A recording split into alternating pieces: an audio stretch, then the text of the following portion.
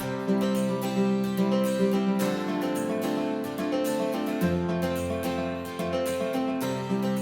right, welcome back to the Trauma Therapist Podcast. My name is Guy McPherson. My mission is to raise the awareness of trauma and to support and inspire new trauma therapists just starting out on their trauma-informed journey. I do that with my membership community, Trauma Therapist 2.0, my online courses and workshops, and the Trauma Therapist newsletter. If you're a therapist of any kind and you work with individuals who've been impacted by trauma, I invite you to head on over to my website at thetraumatherapistproject.com. That's thetraumatherapistproject.com. All right, let's get started.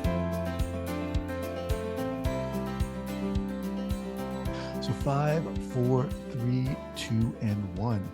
All right, folks, welcome back to the Trauma Therapist Podcast. Very excited to have as my guest today, David Richman. David, welcome. Thank you. I'm pretty happy to be here, guys. Thanks for having me. You are welcome. So after working in a variety of industries, including launching 2 startups, David Richman entered the financial industry as an advisor. Several years in, he found that his interests were more in managing people and businesses than in managing money. Over the next 15 years, he managed ever larger businesses for the same Wall Street firm. As a former sedentary, overweight smoker, David knew that he needed to focus not on what others wanted of him, but what he wanted out of life. Through lessons learned in business and sport, David introduces the concept of, quote, middle of the pack, and discusses how to get more out of ourselves than ever imagined. After losing his sister to brain cancer, David organized a yearly fundraiser in her memory, the most recent being the impetus for his upcoming book, Cycle of Lives, 15 People's Stories, 5,000 Miles, and a Journey Through the Emotional Chaos of Cancer. David, welcome to the podcast. Yeah, that's pretty accurate for sure. Except for now the book is out, I guess. It's not an upcoming book, it's out. Awesome. Okay, and we'll talk about that. So let's, why are we talking today? Let me put that to you. Well, listen, you have experts on talking about every facet of trauma, all kinds of trauma, acute, secondary, primary, from the caregiver standpoint, from a pro standpoint. I mean, there's just, you name it. And I'm no therapist, right? That's not what I do. I think what drew me to the Cycle of Lives project was this constant dynamic that I ran into, Guy, when I watched my sister go through her battle with terminal cancer, is that people were really good. And I'm talking about the doctors, the patients, the caregivers, the loved ones, you name it. People were really good about talking about the tasks related to their cancer. Mm-hmm. And to other traumas. They were really, how do I get my kids watched? How do I navigate work? How do I eat better? How do I find better sleep? What kind of new procedures are out there? How can I get holistic medicines? Blah, blah, blah, blah, blah. But when it comes to talking about the emotional aspects of the trauma, that's when people really were quiet. They were isolating. They were hesitant to let other people in. They were hesitant to start those conversations. And I was really shocked by that. And I wanted to try to figure out why. Why were you drawn to that in the first place? Why did you pick that up? Why is that important to you? Well, I thought it was important because I didn't purposely have really deep and wide-ranging conversations with my sister because of that dynamic, but that just was something that we were fortunate to have done. Right. I was fortunate. I was so enthralled by her. I admired her. We both had a pretty traumatic childhood, and she was much more in tune with her purpose in life and how she interacted with the world around her. And I kind of was like, wow, man, I wish I could be more like her. So when I was going through a major transformation of becoming healthy and getting rid of the stresses in my life that I could control, and making better decisions and putting down cigarettes and, trying to eat better, and then starting down a road of endurance athletics. I wanted to learn as much as I could from her. So we just talked about everything. And it was such a strong dynamic. It hit me when I was doing it. I don't know if you've ever heard of the Relay for Life. That's an American Cancer Society. They do them all around the country. They're like these 24-hour events where people put a team together. They walk around a track. It's educational. It's informative. They bond. It's an emotional thing. And it's a very lively event. Okay. Very, very positive, lively event. And I Mm-hmm. mean, it's heavy subject. Sometimes we're dealing with some pretty heavy subjects at these Relay for Lives, but it's very interactive and very like, boom, high energy. But then, yeah, when the sun goes down and we start talking about like the heavier stuff, it gets really quiet. Mm-hmm. And I can see people having the conversations in their heads and not with each other. And that I was shocked by that. And I said, man, I got to try to figure out why. Because I know, and anybody listening knows, you have people at work, people in your life, even, your spouse, perhaps, where something difficult is happening and you're like, oh, I just don't know what to say. Like, I Mm-hmm. don't want to say the wrong thing. Sure. Right. And so I wanted to say, well, if I could reveal really inspiring, evocative stories of real people and talk about the real traumas that happened in their lives and how those traumas either inhibited or helped them later in life dealing with things such as cancer and their Mm-hmm. ability to make more authentic connections with others. If I could shed some light on that, then maybe it could give us a couple extra tools so that when we are going through something or when we know somebody that's going through something, we might be empowered to start those hard conversations about the emotional aspects. So, Right. Right. long answer, but that's pretty much what drove me to it. Awesome. So help me understand the chronology of this, Hmm. of your sister's diagnosis Hmm. relative to your getting healthy and so forth. It What? happened. Yeah, it happened in a very short period of time. These kind of catalysts for all of these events. So Right. I was in my late 30s. I was in a relationship with an abusive alcoholic. I had 4-year-old twins, and I was overweight. I was a smoker. I was stressed out. I had made, a ton of bad decisions. I guess my life would be, if I gave you an analogy, it's like I kept my head down and either dealt with problems or looked for them so I could try to solve them. Right. I never really like put my head up and saw how did I interact with the world. Now, Mm-hmm. I was successful in business. I had friends, I mean, my life wasn't a total wreck, but in a lot of ways, I was at a really, really low point. And during that time, I got a conversation with a friend who told me the right thing. You know how sometimes you don't hear what you need to hear until you hear it. Mm-hmm. And yeah, I needed to hear what he told me, even though I might have heard it 100 ways, which is he said to me, look, dude, I'm tired of you complaining. He goes, everything in your life is a wild animal. And Wow. you go find these wild animals and then you bring it home and you feed it and you clean it up and then you go to pet it and it bites you. And then you look at it like, why in the heck did you bite me? He Interesting. goes, wild animals don't know any better. Your problems are problems that can't be solved. Why don't you look in the mirror and figure out what your problem is? Wow. So this was a good friend of yours? Good friend of mine. Wow. And I, and obviously I pushed back on that at the beginning because I'm like, I'm not the problem. Everybody else is the problem. Right. Right. It's like, they're mean or I've got this this roadblock or it's this unsolvable issue. And he was like, no, no, it's actually you. Like you're the problem. Wow. What are you doing wrong? Why are you trying to fix things that can't be fixed? Why are you taking on things that you shouldn't be taking on? Why Mm-hmm. are you so bothered by not being able to change the situation that shouldn't be changed anyway? Like, what's your problem? Right. So And I just went, 1 second here. wow. So just context. You're married. Yep. You're unhealthy. You said you're married to the person you're married to is unhealthy. You've got Very. twins, young Mhm. twins. 4 years old. Okay. And your business is doing you're successful, you said. Yes. Okay. Isn't it interesting how that can happen? Yeah. But okay, so go on. Right. Because of my negative energy was faced on all these personal issues. My positive energy was an outlet for having some type of success. Right. Because Right. I wasn't having success in my awareness. I wasn't having success in my personal relationship. I wasn't having success in my emotional well being.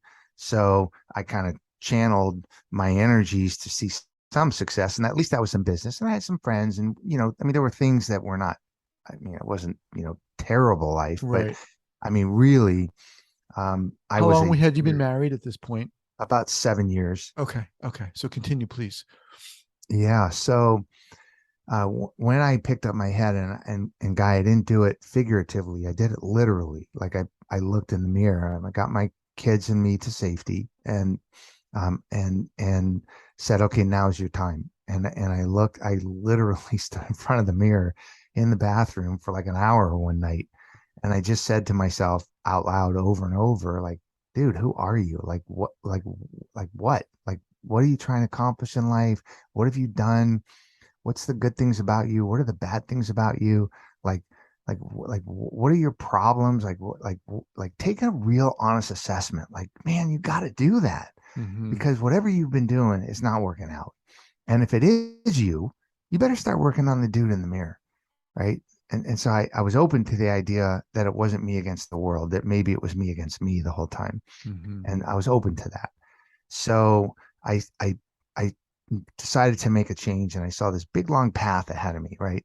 Of enlightenment, of learning, of finding out who I am and how I interact with the world, which mostly I did through endurance athletics. It's a great was a great vehicle for me. At that same time, that's when I get the call from my sister. You know, I've got terminal brain cancer, and I could see that her journey was going to be very short. Mm. And I was really taken by that. So I wanted to get as much as I could out of her and Mm-hmm. learn from her and witness what she was going through as I'm embarking on what I consider the first few steps of a purposeful, meaningful, you know, um, authentic life. And so is that dynamic that just really hit me at that time. And so in my late 30s, I started, you know, dealing with myself, and in the background was watching what she was going through. So that's the timeline. From the time that she got the diagnosis, how long did she have? Well, thankfully, she became a board study because her cancer was so rare that the cancer center that took care of her made her a board study, and it probably enhanced her care and probably lengthened her life as well. But I think from that phone call to her death was just a little bit under 4 years, so it was Oh, a pretty wow. long time. Right. But I mean, it wasn't like there one day and then gone, and all of a Mm-hmm. sudden, she's gone. I mean, she dealt with a pretty heavy amount of care and critical care, along that path. Mm-hmm. So it was about 4 years, and by then, 4 years later, now I'm like, I'm kind of more enlightened about myself. I'm really in touch with who I am. I'm doing, Ironmans and 50-mile Wow. runs, and I've become this, pretty healthy, and I'm much more emotionally and psychologically healthy Yeah, because, yeah, yeah. Guy, when you sit down to do therapy for an hour, that's really a good thing to do. When you self-care for an hour or two or three, that's a really good. I was self-caring for 8 or 10 or 12 hours. I'd go on a 10-hour run up in the mountains, or 24-hour bike ride, and man, you can do a lot of self-care and a lot of Mm-hmm. self-analysis and a lot of meditation, and really trying to solve some puzzles while doing that. So I was in a much healthier place at 4 years later, Yeah. where she was right there at her death at that time. So when you got that call from your friend, you said that was you got your kids to safety. Does that Hmm. mean you left your wife at Yes. that time? Okay. Yeah. And obviously that sounded like a wake up call for you. You're like, I got to get my life together. Hmm. Um, how did you start doing this endurance stuff? Well, I really don't like being a failure. And I, if I'm going to invest myself in anything, I want to make sure that I don't fail, or I give it every best shot. And I had never tried to quit smoking because I didn't want to make it okay to fail at it. So when I finally heard what I needed to hear at that time, Mm-hmm. right? Um, I just said, okay, put down the cigarettes and like don't smoke, like don't fail, like don't ever smoke Mm-hmm. again. So it kind of made it easy in that sense that I was not going to accept failing at quitting smoking. And then I mean, honestly, I couldn't run down the block, right? I couldn't run. I was 38 years old, 39 years old, and had smoked a quarter of a million cigarettes and was 65, 70 pounds overweight. I Right. mean, what did you expect? But eventually I could jog 2 minutes, and then I could jog a mile. And then, several weeks later, I did a 5K, and 3 or 4 months later, I did a half Ironman. And 7 or 8 months later, I did a full Ironman. I just really dove into it. Right. And, you know, it's amazing. The human body is absolutely amazing how it can adapt to being healthy or unhealthy. And I just poured myself into being healthy, and my body was able to adapt very quickly to the demands and the requests I was putting on it. And I was very curious to find out where that was going to lead me. Hmm. And it led me to do some ridiculous endurance events, but they were all learning exercises. In relation to what your sister was experiencing psychologically, how did she accept this news? How did she move through Mhm. her process? Yeah, and everybody deals with trauma, acute medical issues differently. In her case, and I totally respect, like doing this project, I totally have come to admire and respect how each person's response to trauma is valid. Hmm.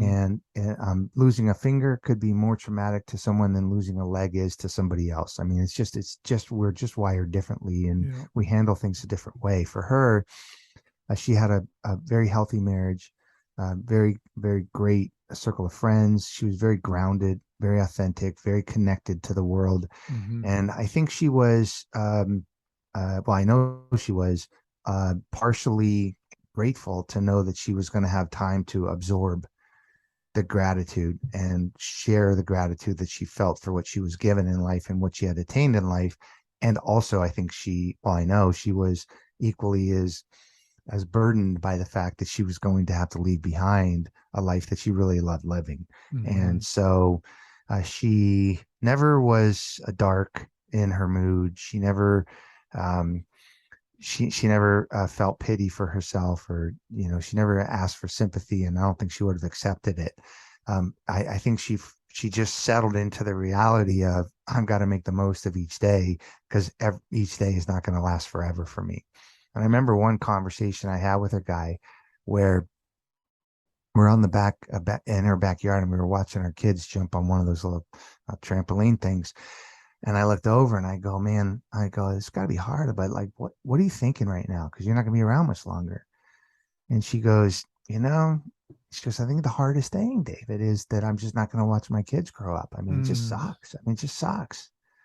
And just, we just talked real like that. And so Hmm. how did she handle it? With a little bit of grace, with a little bit of fear, with a whole lot of gratitude for what she had. And Hmm. if there is a silver lining, there's not many silver linings to quote unquote terminal cancer. One of the silver linings can be that it does give you time to Right. reflect and absorb and engage with people at a meaningful level if you're properly equipped to do that. She was way more equipped than most people I've run into. So when she found out you had begun your quote unquote healing journey, in a sense, Mm-hmm. how far into it were you? So, uh, right at the same time, we were within Oh weeks of me wow. putting down cigarettes Oh was when wow. she told me Okay. she got terminal brain cancer. And it was within weeks, because she had been diagnosed. And my daughter, who was not quite 5, said to me, I was very open with them because we had a lot going on. And she had heard at like preschool that smoking causes cancer. And obviously she knew that June had been diagnosed with cancer. And she said to me, hey, would you stop smoking? Because I don't want you to die like Aunt June's going to die. And I went, oh, ding, ding, ding. Like I had heard it 100 times, but I didn't hear it until that time. Right. And so it was right at the exact same time, which kind of gave it a little bit more importance and urgency as well. So I just want to remind everyone that I'm speaking with David Richman. Um, when did you start writing this book? Why did you start writing this book? Hmm. So I was really touched by and drawn to this idea. Um, and it wasn't like a spark and then all of a sudden go out and write the book, right? There are multiple things that happened in my life that made it so that this was a dynamic that I really wanted to explore. One of those examples was not too much after June passed, about a year later, the financial crisis came to a full blow. I was in the financial services business, and we had experienced, I had a very large number of people reporting to me, and one of them took their own life. Oh boy. It was exceptionally traumatic for the people that we worked with. And I was shocked to find out that every single person I talked to before we could bring in a crisis management therapist, every person that I spoke to had a first person experience with suicide. And I'm just like, how in the world do I not know this? Because I've been Mm-hmm. to these people's funerals and weddings and had them over for barbecues and talked about their kids. And how do I not know that they've been so affected by something so traumatic? And it just weighed on me. Like, how are we carrying around so much trauma inside of us that it's so hard? And then sometimes I'd hear something bad about an employee or about a friend, and I'm like, I don't want to talk. I don't know what to say.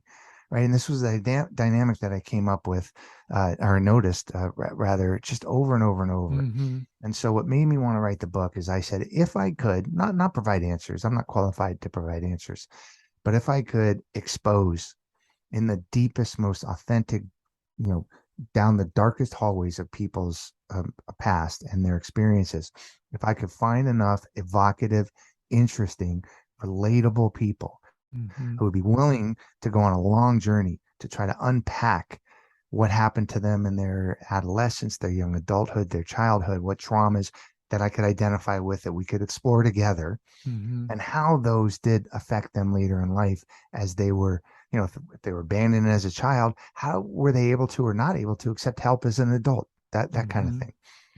So I just went on this crazy search to go find these interesting dynamic people, which was not easy to do. It took me a while to find the right mix of people, because I wanted doctors, I wanted patients, nurses, I wanted medical professionals, I wanted people who survived cancer, I wanted people that were just only afraid of cancer or had cancer multiple times when they were young, when they were old.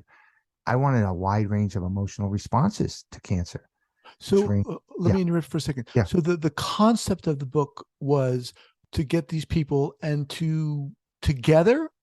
No, to individually talk with them as long as I could, Okay. and to get as deep into their stories as I could so that I could reveal the true essence of their experience, which, Okay. look, it's trite to say this, and I'm not a fan of trite sayings, but when you think about, you never know what people have gone through or what they're going through. I mean, that if you take a moment, especially as it relates to trauma, I mean, what people have gone through or what they're going through sometimes is just mind numbing. And Yeah. and they're just living their lives, right? But when you think about, oh my God, like what you've had to endure, what you've had to overcome, it's just unbelievable. And so I was really moved by that, knowing, about what happened over, the issues we just talked about, what, what happened with my sister and some other things that have happened, like the trauma I went through. You would have asked anybody that knew me, they didn't know I was in a relationship where I was being physically abused, right? We hide these traumas. We just are living our lives and doing the best we can.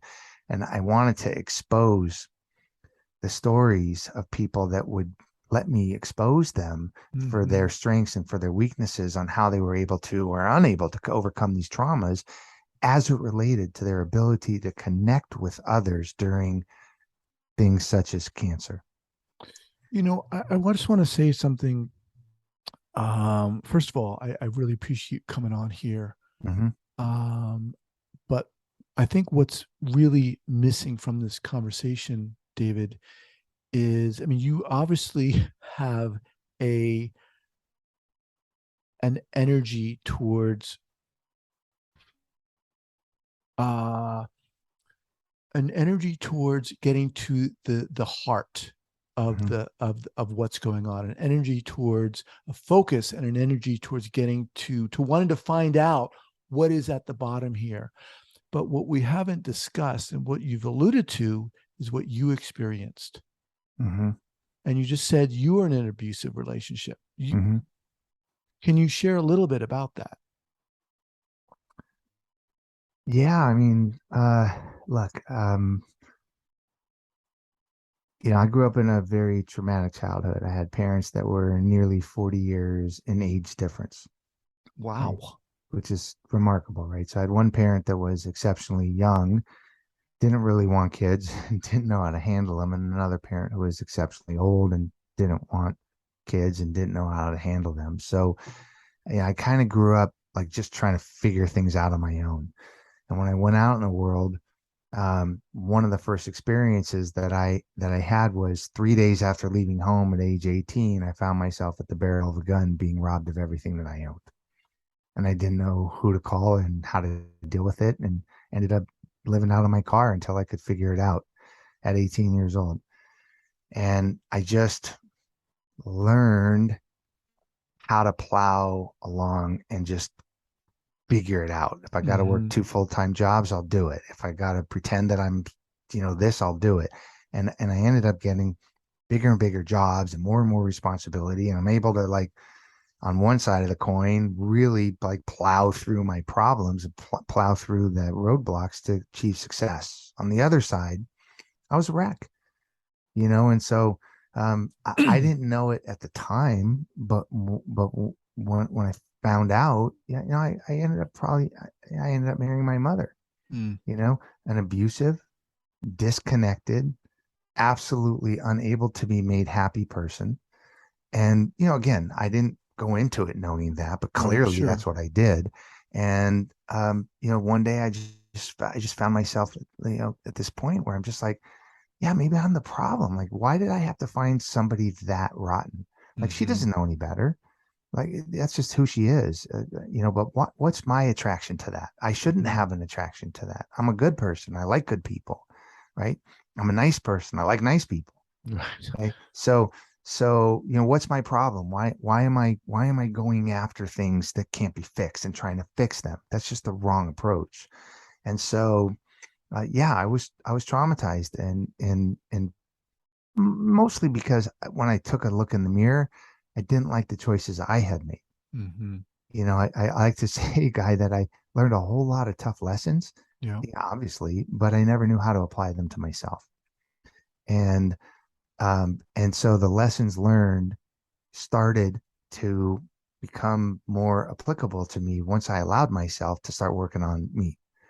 Did And you was part of that did you see a therapist at some point? I did. I I did mean, see you a seem little. very self-aware. Mhm. I, I, I, I did, but for me, the therapy only was a springboard to understanding that it was okay to examine myself in an Yeah. authentic way. Yeah. Um, I don't think I was looking for somebody to give me answers. I was looking to discover answers Hmm. and to learn in a proactive, authentic me into the world and the world back into me, like purposeful, heads up kind of way. Yeah. And I think uh, uh, freeing myself, allowing myself the freedom to be able to say, let it all go and start this awareness on purpose, Hmm. authentic kind of journey, was helped by getting some professional help because it says like, okay, you're valid to be able to focus on yourself. You're Right. valid to be able to worry about you as number one. Cause I never worried about the guy in the mirror. I never had my head up, Hmm. right? Hmm. I worried about how's everybody else going to perceive me? How am I going to solve the problem? What do I need to do so that they'll give me a raise? What do I need to do so that they'll be happier? It was never about me. And it's a problem I still work on. The book is called Cycle of Lives, Mm-hmm. 15 People's Stories, 5,000 Miles, and a Journey Through the Emotional Chaos of Cancer. So how did you start finding these people? Yeah. So I knew a couple of people. And I went to a personal circles and I said, hey, here's what I'm thinking about doing. Do you know anybody? Who and And who are then you who are you looking for? here's what I'm looking for. I'm looking for people that have an experience with cancer as a doctor, as a medical professional, as a nurse, as a patient, as a survivor, as a loved one, watching a friend go through cancer, watching a parent having a kid with cancer. So I wanted this kind of this gray voodoo-y, I don't understand cancer kind of thing, because who isn't afraid of cancer, Right. right? Or doesn't know how to deal with it, or doesn't know how to allow others to help them. Or I mean, there's a million. Cancer is just very unique in that way. Mm-hmm. So I wanted that, and I wanted people of different ages, and I wanted different types of cancer and experiences with cancer. So I didn't want 15 people with brain cancer. I wanted, whatever cancer it was. But most importantly, is I wanted different emotional responses to their cancer journey: Mm. gratitude, fear, joy. I've experienced all of those with the people I interviewed, and I wanted all of that wrapped up. And my process was this, guy. If point A is when you encounter cancer, as an eighth grader going on a field trip to the hospital saying I'm going to become a doctor, Mm-hmm. or as a adult being diagnosed with cancer, point A is cancer. Point B is today. How were you able to or unable to navigate the emotional aspects of that trauma in relation to all the stuff that happened before point A? Mm-hmm. Because that was the key, is to understanding what people have gone through or what they are going through relative to their life experience and how that affects their ability. Because I thought, man, I was so fortunate to connect with my sister in a level that we did through her trauma. And at times during the issue I talked to you about during the financial crisis, there were a few people I could connect with. And I thought, man, those connections, they don't go away. Right. They're deep, authentic, real. Even if they're in passing, they're just so meaningful to the people involved in it. I just wanted to be able to understand, like, how can we connect to these people? What can we learn from them so we can take it to our own lives? Mm-hmm. And if we have a situation, where we need to let others in, or where we're hoping they'll let us in, that we might be able to do that in a deeper level. And so I tried to fill out this kind of, like, imagine this cycle, right? Cycle of life. Imagine this a wheel, and the sectors are emotion, age, type of cancer, when they experienced it, fear of cancer versus having it 5 times, whatever. I Right. wanted to fill in as many of those as possible so that I could give a 360, as much of a 360 view on the human experience as possible. And so, yeah, go ahead. What surprised you? One of the things that surprised you about writing this book? Multiple things surprised me, but I think what I had hoped going into it, all right, I didn't want to be myopic and say I'm creating the reality that I'm seeing. I wanted to make sure was that every single person I spoke to had some, yeah, I'm nodding my head in agreement at the thought of, I don't know what to say. I don't know how to navigate those hard discussions about the emotional side of stuff. Like, I don't want to put my foot in my mouth. I don't want to Mm-hmm. show sympathy where they don't want sympathy. I don't want to be ashamed. I'm embarrassed. I don't, all, you name it. We have these limiters that just don't allow us to easily navigate the hard conversations. I can Mm-hmm. drop off a casserole every day, but to knock on the door with a Right. box of Kleenex and to sit down with you and cry with you is a lot harder to do. So I learned that everybody has some level of, yeah, I don't know what to say. Grandma just died. I don't know what to say to grandpa. Right. So there was some level of that. The other thing that I found astounding is the true depths of what was behind what we talked about a minute ago, which is you never know what people have gone through, what they're going through. And it was amazing to me that I spoke to people, every single person I spoke to, guy, they said at the very beginning, I don't know why we're talking. My life's not that interesting, right? Because we're all just living our lives trying to do the best we could do. And meanwhile, I get into their story and I'm like, holy cow, like, that's the most interesting thing I've ever heard. I got to Right. get this right, because how could I not tell people about that? Because it's unbelievable. It's totally going to move people. And they were Right. like, oh, I'm just living my life. And I'm like, yeah. So that was something I learned. That was amazing. How did you meet these people? Did you do it in person, over Zoom, or what? I Both? purposely didn't do it in person or over Zoom. I purposely did it over the phone, Okay. because I Interesting. wanted people to have a safe space to not feel that they were visually being judged. Yep. I wanted them to, I mean, we know that dynamic is sometimes easier to talk to a stranger than it is to people that are close to us. So I wanted to keep that there, even though I got very, very close to many of the people I spoke to. I purposely didn't want this "you're being judged" type of thing, and I didn't want them to feel like because I'm certainly not qualified to be a therapist. I didn't want them to feel like it was therapy. I was Yeah. just trying to get their story out. And to get their story out, I quote unquote interviewed them over the phone many, many, many, many hours over a very, very long period of time. Some of them 100 hours as we Wow. spoke. I mean, really deep, deep Wow. conversations about just unending traumas and things that they had done in their life. Many people I spoke to, other people in their lives. So, for example, one story is about a man who lost his wife of 25 years, mother of their kids, 6 kids. I spoke to her after she passed. I spoke to him for many, many hours, but I spoke to her mom. I spoke to her sisters, right? Because I wanted to understand the dynamic behind what made this person tick and what could we learn from her story. Why was this so important to you?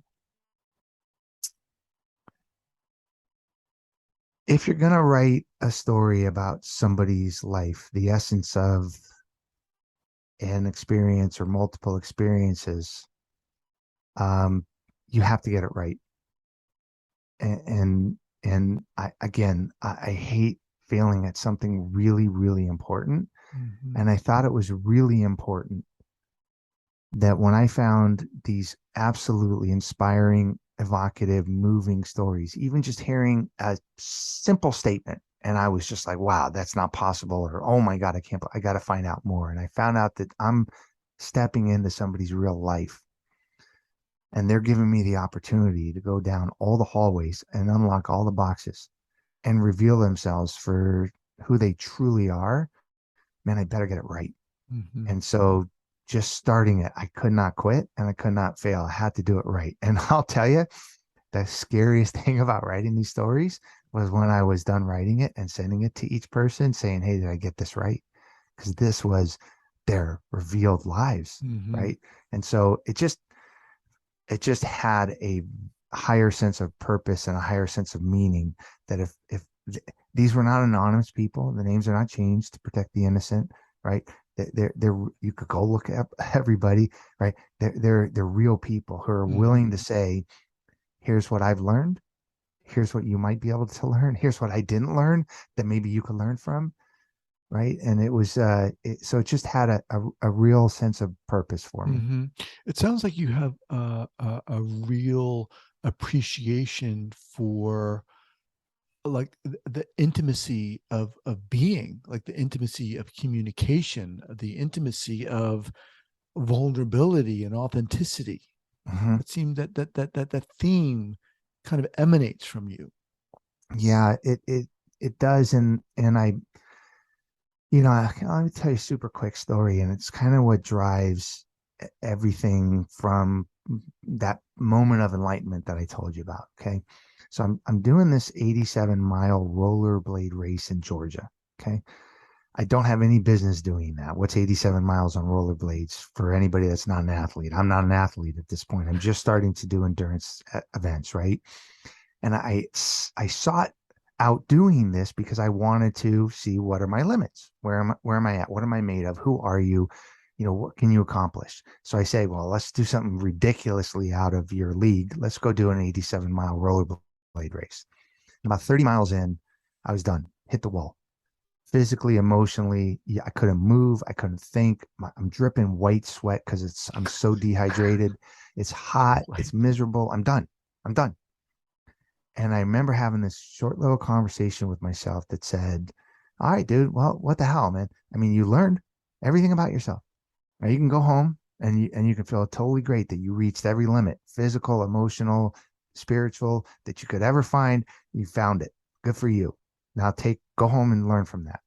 And then I had this little voice inside of my head guy that said, gosh, if you do take one step, you enter an area that you didn't know anything about, right? Because you've never been that pressed emotionally, physically, spiritually, goal wise, nothing. And then you take another step, you're going to learn, and another step, and another step.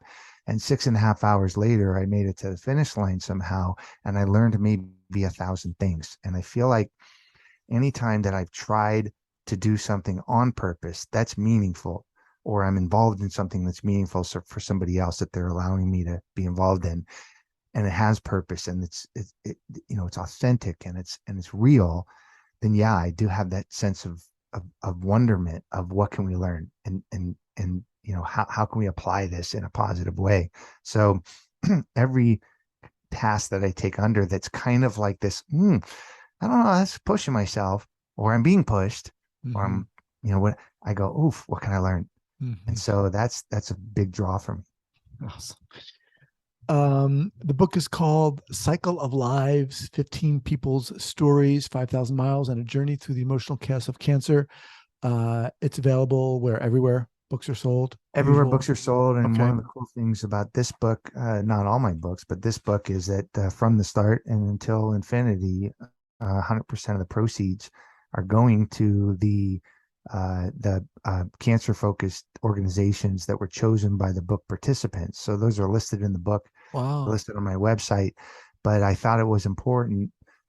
Each one had an affinity for an organization that they really cared for, while they were being cared for, right? And so I said, well, let's do good and make sure that we raise some money. So 100% of the net proceeds are going to those organizations. Wow. I'm laughing because you're pretty amazing dude, David. It's kind of I don't know. crazy. No, you are. David Richman, what's the best way people can get in contact with you?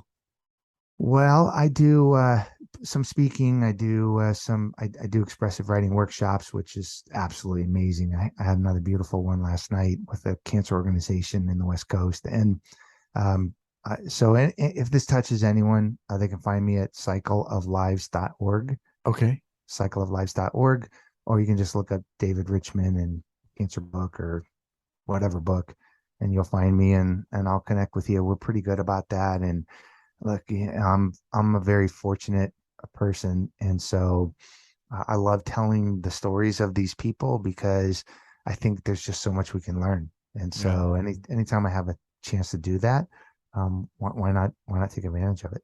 I appreciate it. I appreciate you coming on here Mhm. and sharing this, man. It's awesome. Love to have you back and keep up to date with what's going on. Yeah, let's do it. I appreciate that. Thank All you. right, man. David, thanks. Honor having you on here. Appreciate it. Thank you, Guy. I want to thank you so much for listening to this podcast. And I want to let you know that I am very excited about my new podcast, The Right Now Project. The Right Now Project is about healing.